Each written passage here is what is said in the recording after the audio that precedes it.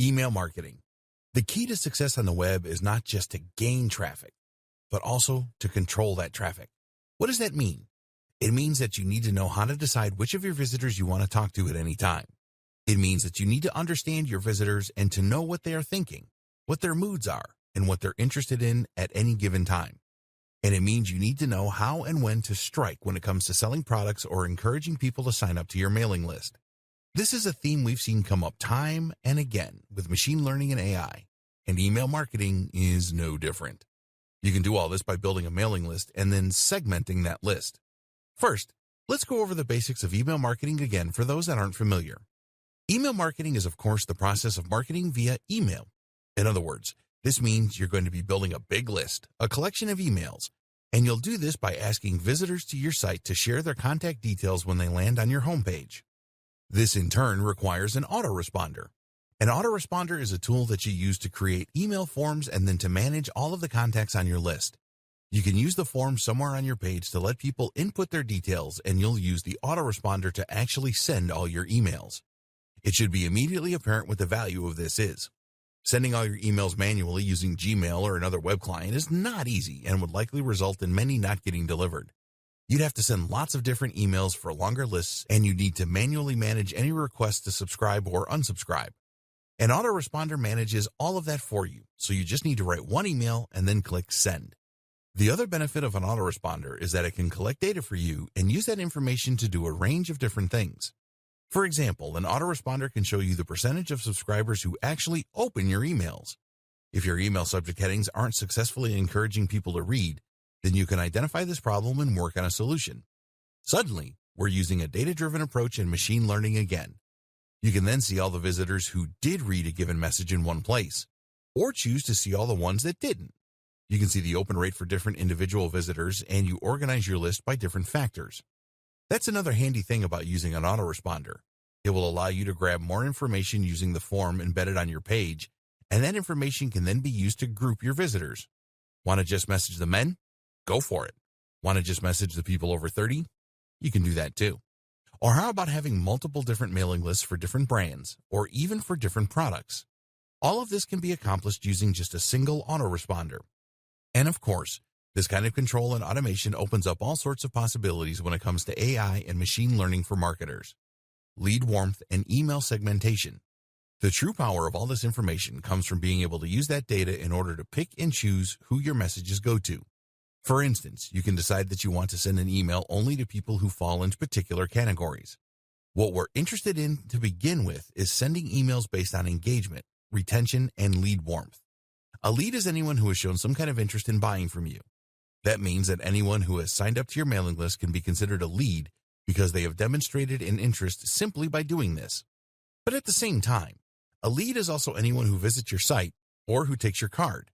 This is a cold lead, whereas someone who actually gives you their contact details is a warm lead.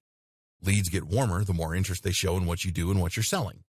And the warmer a lead is, the more likely they are to buy from you. In fact, this is the true and most useful purpose of having a mailing list to begin with. It allows you to take your ice-cold leads and turn them into warm leads and then paying customers. I always liken this to asking for someone's phone number. If you were just to walk up to someone in a club and ask for their number, they'd likely just tell you to go away. Why would they give you their number when they know nothing about you and have shown no interest in you? First, you need to chat to them and let them get to know you. If they look at you and smile, they're a cold lead. If they respond to your witty banter and tell you their name, they're a warm lead. If they've kissed you or let you buy them a drink, they're a hot lead. And once they're hot, you can ask for their number. This is all about timing. Time this wrong, and they're not going to give you their number because you haven't laid the groundwork. The exact same thing is true with internet marketing. If someone visits your site and you tell them right away to buy your product, they won't. Why would they? You haven't given them any reason to trust you. You haven't told them anything about you. They don't know much about the product. Ask them to hand over their email after a few blog posts, though, and you can gently start to increase engagement. This is then when you wow them with all your information and all your knowledge. You entertain them a little, and you let them get to know you. If they don't open your emails, that's the equivalent of giving you the cold shoulder. That's like the girl or guy in the club that isn't laughing at your jokes and keeps looking away. If you try and sell to them now, you become spam and you get deleted. And they never return to your website. But if they open your emails, you know you're in with a shot. That means you can then send them some more information about your products and get them excited for your product launch. If during that they still keep opening your emails, then you know you've got an even better chance of success. If you now try and sell to them, there's a much better chance they'll buy from you. Using email segmentation, you can do exactly that. You can see which of your visitors are actually opening your emails, are actually clicking your links, and are scrolling down to the bottom. In fact, using cookies, it is even possible to see which of those visitors has been to your website and looked at your products. You can see who has hovered on your products and been tempted to click buy. Email segmentation combined with machine learning. If you have been paying close attention, then you might already have figured out where this is going. Remember when we discussed big data? We said that you could use predictive analytics in order to better rate leads. This is where things could get really interesting for the autoresponders of the future.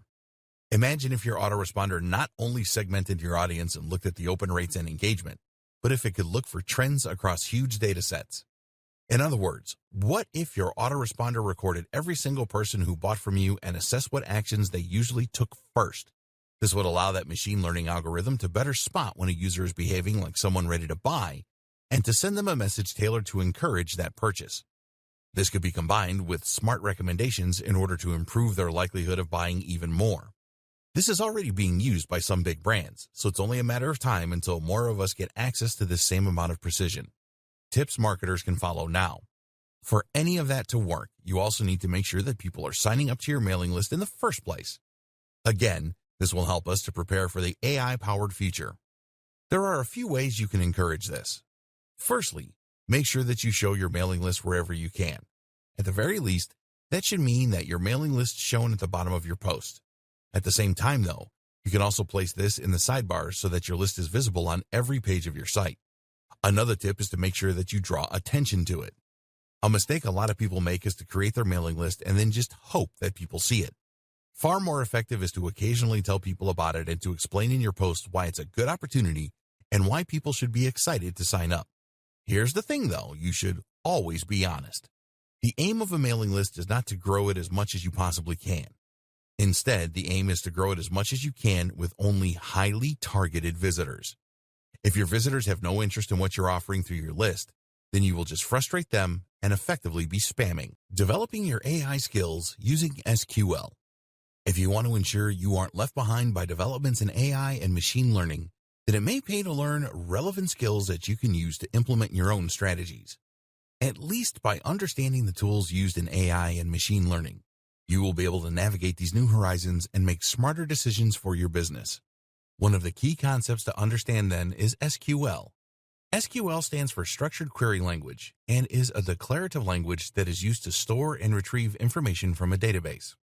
If that sounds like gobbledygook, it basically provides a set of commands you can use to manipulate large data sets. SQL is crucial for data science and machine learning. It takes a number of forms, such as MySQL, SQL Server, and SQLite. Each uses a slightly different dialect to achieve the same thing: interact with relational databases. Relational databases consist of numerous tables like you see in Excel, with columns and rows. So if you had a lot of visitors to your website, you might fill out their data across rows such as name, age, contact details, etc. Pull out any given visitor, and it will bring their details up so that you're ready to call them and market to them. SQL then allows you to do things like creating whole new tables or inserting new rows, columns, or cells. You can do this with simple commands like create table and insert into. To make a new database, you first need to use a command to make it, and from there, you can then begin inserting tables like so. One of the most powerful commands is something called select, which allows you to retrieve information across one or more tables. For instance, you can use this to get the details of anyone over a certain age, like so. Group by is a command that lets you group results according to certain conditions. Cursors let us move through sets of data and make changes. While this all might seem quite simple, combined with huge amounts of data, these simple commands can yield fascinating results and be extremely useful in informing future decisions. This is essential how machine learning works. And if you ever want to work as a data scientist to employ big data solutions or machine learning applications, this is what you will need to know. Advertising. At its core, machine learning is about evolving. It's about getting more and more data to the point that it can make more accurate assertions. While face detection in images might start out poor, the system evolves and learns to the point where it becomes more accurate than a human. Imagine if you could turn that power to advertising. Imagine if you could show precisely right advertisements to precisely the right people at precisely the right times. Imagine if your advertising campaign evolved to get more and more specific, so that an increasingly large number of viewers clicked on the ads and bought your products. The longer the campaign ran, the more your profits would increase and the less you'd spend on ineffectual ads.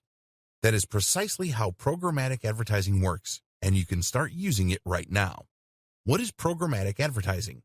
Programmatic advertising campaigns allow marketers to buy native ads on a variety of publisher sites while using smart algorithms to ensure that they are targeting the right viewers at the right times, all while remaining within budget, thanks to a bidding system that allows them to compete for impressions with other advertisers. In short, these campaigns give the precision and quality of native advertising, like banner ads, while at the same time allowing for the control, adaptability, and precision that you would get with a PPC campaign. The net result is ads appearing on the sites of carefully selected publishers, but only when and if they are likely to yield the best results. Programmatic advertising uses a complex algorithm in order to identify your business's ideal customer and then to figure out where they are likely to appear on the web. It will then show the ads in those places and then utilize a learning algorithm. Instead of going from one publisher to another discussing rates, you allow a bot to do all the work for you. More importantly, though, this means that you won't waste money on an ad slot that no one looks at. Your ads will be chosen and honed by a smart algorithm, and the result will be that they get higher CTRs from the right targeted customers. RTB. This is how programmatic buying is different from other PPC or just buying a banner ad on your favorite news site. Giving you further control, meanwhile, is the option to use RTB, or real-time bidding. What RTB essentially means is that you are automatically entering into a bidding war each time a page loads based on your predefined budget. These bidding wars allow your ads to compete with other advertisers around a large selection of different websites that all cater to the specific demographics and context that you have chosen. In other words, you will define that you want to target sports sites catering to an audience of males in their 20s to 40s, and from there your ads will appear across a selection of those websites, which you can still curate in some cases if you wish, based on the outcome of each little bid. This allows you to target your audience across a range of different sites and to avoid paying too much to do so. On the other hand, direct buying is essentially a bulk order of impressions from a specific website or websites such as ESPN. You can still filter your impressions by a range of factors such as location or browser, but essentially you will be targeting a specific site and securing a place on that precise spot. Direct buying is effectively a little more like advertising with a banner ad, while RTB is a little closer to the PPC model. Here you bid for spots across a range of websites, while still having a little more control. Deciding what will work best for you will depend on a number of factors. For instance, your budget is going to come into play, as direct buying tends to be more expensive because lower CPIs won't have as many opportunities to appear. It's also worth considering that RTB gives you more flexibility, more data, and more control. You can identify which sites are working best for you, at which times, and for which viewers, and then you can further tailor your approach accordingly. On the other hand, though, if you bid too low using RTB, then you risk your ads not appearing at all. This is in direct contrast to direct buys, which essentially guarantee you your ad spot and that you will eventually be certain to get that number of impressions. This is useful for a company with more concrete goals and a fixed timescale. Likewise, with direct buying, you will be able to more tightly control where your advertising appears and forge a closer relationship between your brand and that of the publisher. So different approaches will work for different marketers and for different purposes. Your job is to decide which works best for you, and the best way to do that may be to dip your toe in and try them out for yourself. How to be more successful with programmatic buying. Programmatic advertising has very quickly risen to prominence in the online marketing industry and is an important new tool for any business that wants to reach a bigger audience. That said, though, even the best programmatic tools are only as effective as the people controlling them, so before you get ahead of yourself, consider these 4 crucial tips to ensure your success. Don't forget the creative component. No matter how well targeted your ads are or how smart your campaign is in terms of exposure, if you haven't invested in the creative aspect, then those ads are going to fall flat. Design your ads well and test to see which designs work best. Likewise, think about your brand identity and how you can strengthen this even through ads that don't get clicked. Choose a programmatic partner who can help you with this aspect. Consider audience and context.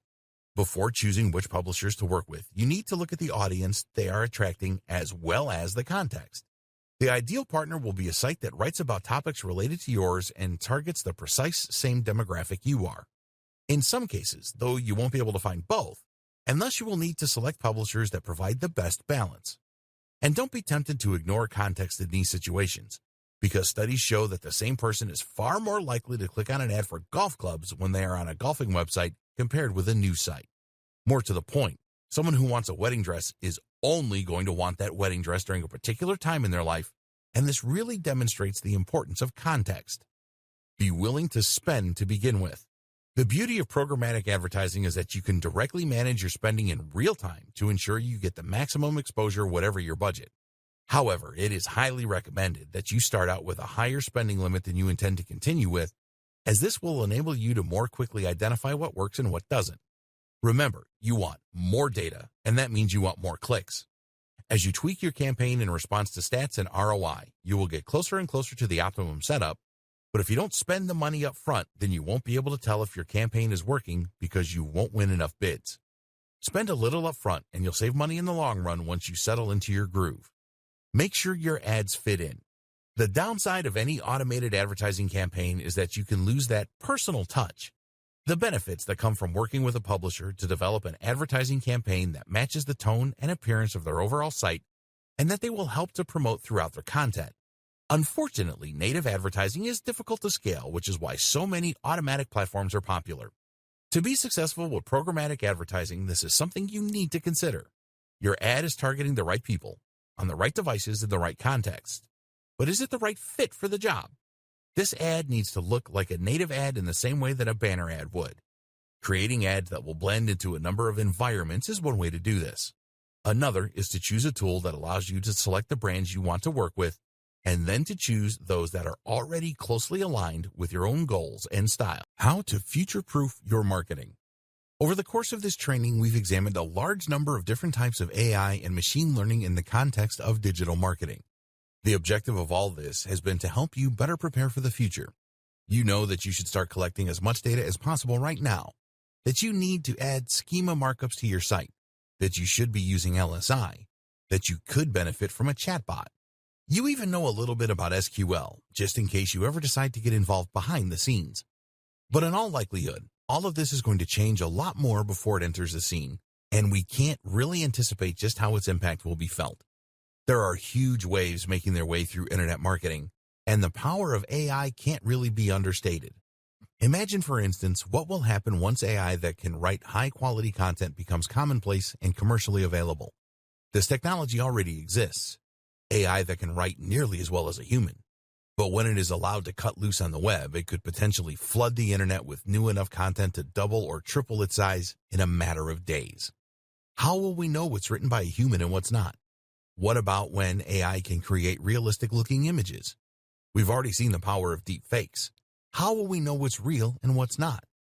We can't really prepare for these scenarios because we don't know how they will play out. So for now, it is best to focus on what we do know. And in particular, as a marketer, that means focusing on Google's move to natural language processing and more human-like interactions. It also means that Google is going to keep getting smarter. Google used to look for keyword matches, but now it actually understands the meaning of a website and can use many more metrics in order to understand whether it is high or low quality and whether it is delivering on what it claims to do. In fact, Google likely has the potential to become the most powerful AI on the planet, owing to the huge amount of information it has access to and the huge resources that the company pour into it. This makes it increasingly difficult to game the system or to try and trick Google. The best thing we can do then? Make the best quality content we can. As Google becomes more and more human, writing for Google and writing for the reader will mean essentially the same thing. It's time we started focusing on great quality content and on providing real value. The key thing to remember is that Google serves its customers first and foremost. Who are its customers? The users who use it to find information and entertainment. Google wants people to keep using its search, and as such, it needs to make sure it consistently brings up only the most relevant and interesting information. As long as you are concerned with creating great quality content for your readers, then your goals and Google's will be aligned. Thus, each time it gets a little bit smarter, that will work to your favor instead of being something you need to worry about. As Google gets smarter, it will find more ways of identifying the best quality content. And so, if you're focused on delivering that, Google will find more ways of connecting you with your audience. Combine this with more data collection and a generally more data-driven approach to marketing, and you'll be ready for the future of the industry.